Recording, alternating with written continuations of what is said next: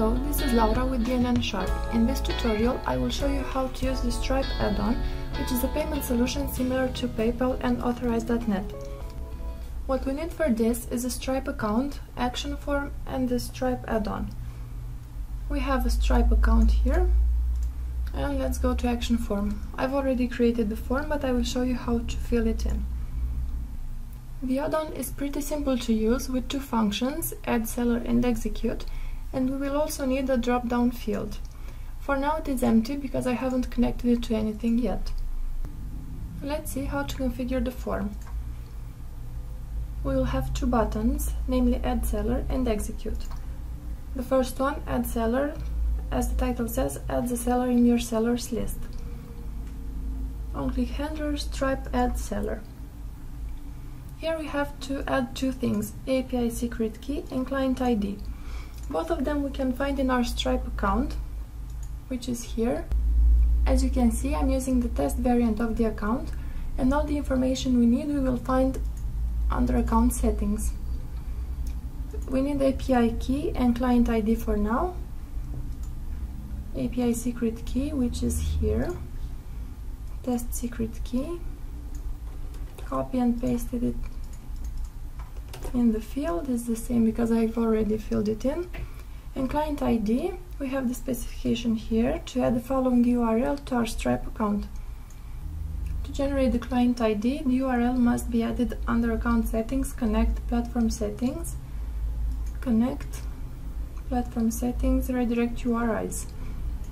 Once we fill this in, will be generated this client ID, which again we take and fill in the client ID field.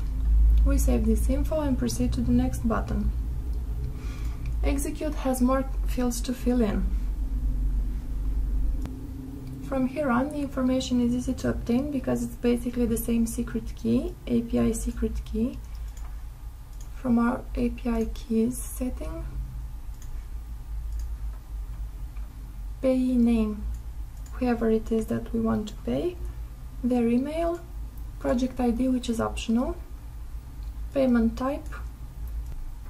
In the payment to field we put the token, which is the destination of the payment, basically the multiple choice drop-down field title in token form. This way the payment will be sent to whichever merchant we've selected. Credit card number, we have here a list of testing data from Stripe, so I've chosen the first Visa card here. CVC, expiration month, expiration year, card owner's name, city address, country address, and so on. And the last field is the amount in cents, so be careful when you fill it in. Now let's see how to configure the multiple choice field. This is also very simple.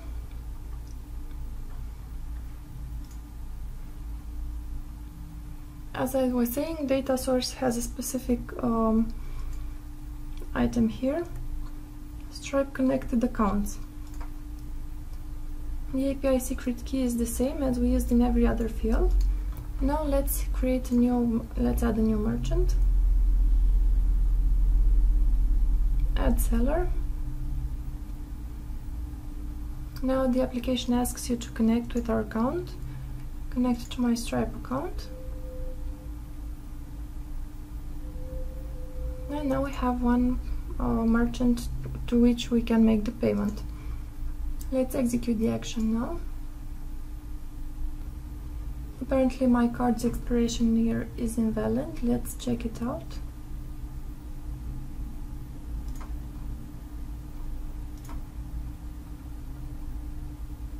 Indeed, it can't expire in year 11, but 2020. Now it should work.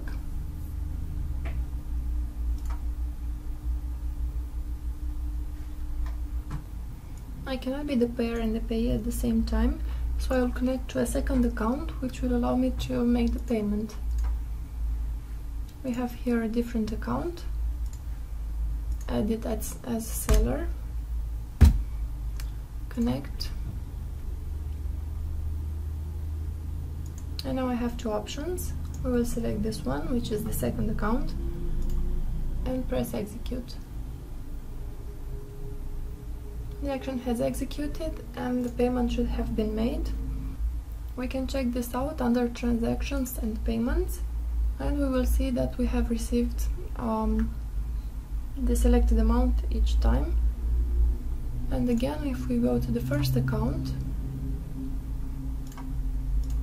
we can see that money has been withdrawn from our account. First of all, events and webhooks. The transfer was created and John Doe was charged $50. And here are the payments we made. Same hours, so they all correspond.